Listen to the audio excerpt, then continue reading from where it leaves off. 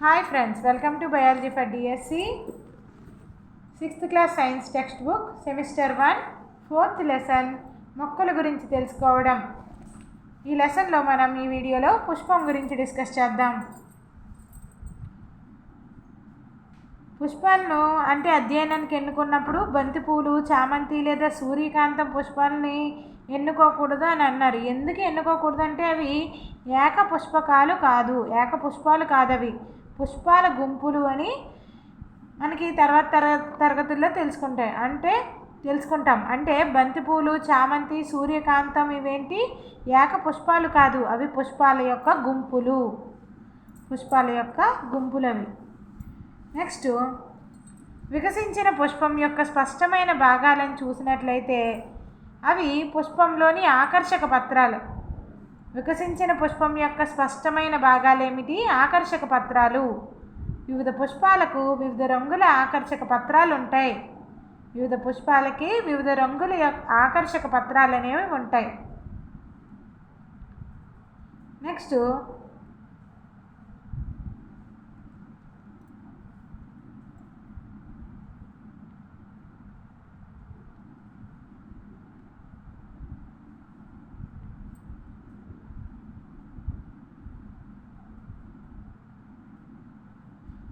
మొగ్గలో చాలా ముఖ్యమైన భాగం ఏది? ఈ భాగము చిన్న ఆకు లాంటి నిర్మాణాలతో చేయబడి ఉంటుంది. వాటిని ఏమంటాము? రక్షక పత్రాలు అని అంటాం.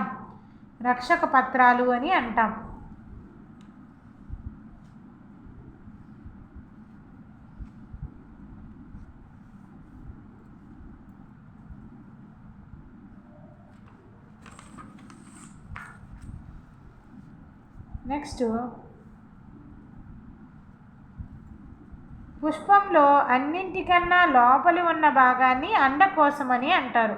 పుష్పం లోపల అన్నింటికంటే లోపల ఉన్న భాగాన్ని అండకోశం అని అంటారు.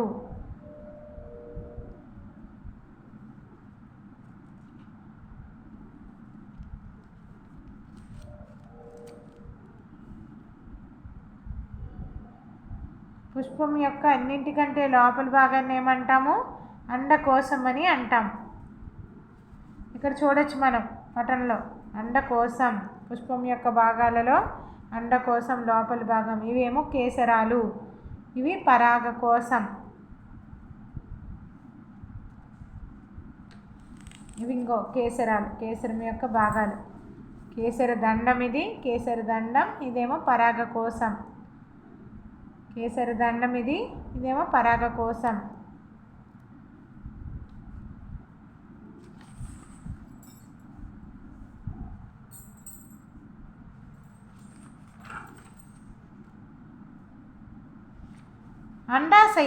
అండాశయం అనేది అండకోశం యొక్క అత్యంత దిగువన ఉన్న ఉబ్బిన భాగం.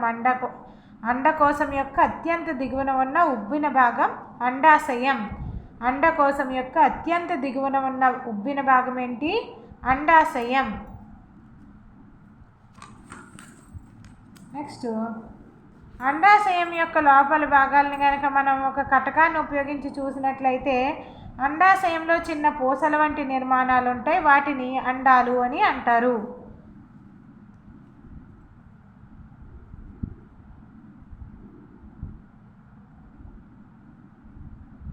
రక్షక పత్రాలు, ఆకర్షక పత్రాలు, కేసరాలు, అండకోశాల సంఖ్య కూడా వేరువేరు పుష్పాలలో వేరువేరుగా ఉంటాయి.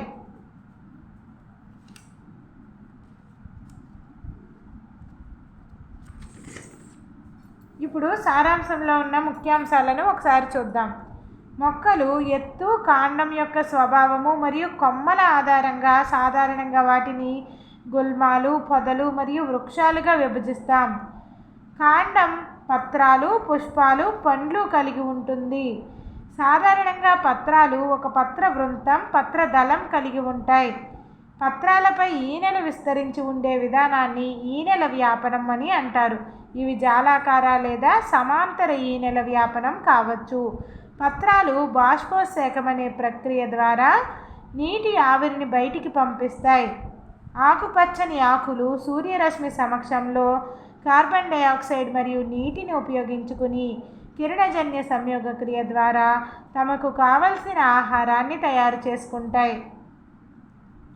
నేల నుంచి నీరు, ఖనిజాలు, లవణాలను వేర్లు పీల్చుకుంటాయి. అదేవిధంగా మొక్కను నేలలో దృఢంగా పట్టి ఉంచుతాయి. వేర్లు ముఖ్యంగా 2 రకాలు: తల్లి వేరు, గుబురు వేరు. పత్రాలలో జాలాకార ఈనెల వ్యాపనం గల మొక్కలలో తల్లి వేర్లు ఉంటాయి. అయితే పత్రాలలో సమాంతర ఈనెల వ్యాపనం గల మొక్కలలో గుబురు వేర్లు ఉంటాయి. మనం ఏమనుకున్నాం, వేరు వ్యవస్థ ఎలాంటిదో పత్రాలను చూసి చెప్పొచ్చు అనుకున్నాం. పత్రాలలో జాలాకార ఈనెల వ్యాపనం ఉంటే మొక్కలలో ఏ వేర్లు ఉంటాయి? తల్లి వేర్లు ఉంటాయి. పత్రాలలో సమాంతర ఈనెల వ్యాపనం ఉంటే మొక్కలలో గుబురు వేర్లు ఉంటాయి. కాండం వేర్ల నుండి నీటిని పత్రాలకు మరియు ఆహారాన్ని పత్రాల నుంచి ఇతర భాగాలకి సరఫరా చేస్తుంది. కాండం యొక్క విధి వేర్ల నుండి నీటిని పత్రాలకి మరియు ఇతర భాగాలకి నీటిని, ఆహారాన్నేమో పత్రాల నుంచి ఇతర భాగాలకి సరఫరా చేస్తుంది. పుష్పంలో రక్షక పత్రాలు, ఆకర్షక పత్రాలు, కేసరాలు, అండకోశం అనే భాగాలు ఉంటాయి. పుష్పంలో ఉండేటువంటి భాగాలు ఏంటి? రక్షక పత్రాలు, ఆకర్షక పత్రాలు, కేసరాలు, అండకోశం అనే భాగాలు పుష్పంలో ఉంటాయి. రక్షక పత్రాలు, ఆకర్షక పత్రాలు, కేసరాలు, అండకోశం అనే భాగాలు పుష్పంలో ఉంటాయి. ఇక్కడతోటి మనకి మొక్కల గురించి తెలుసుకోవడం అనే లెసన్ కంప్లీట్ అయింది.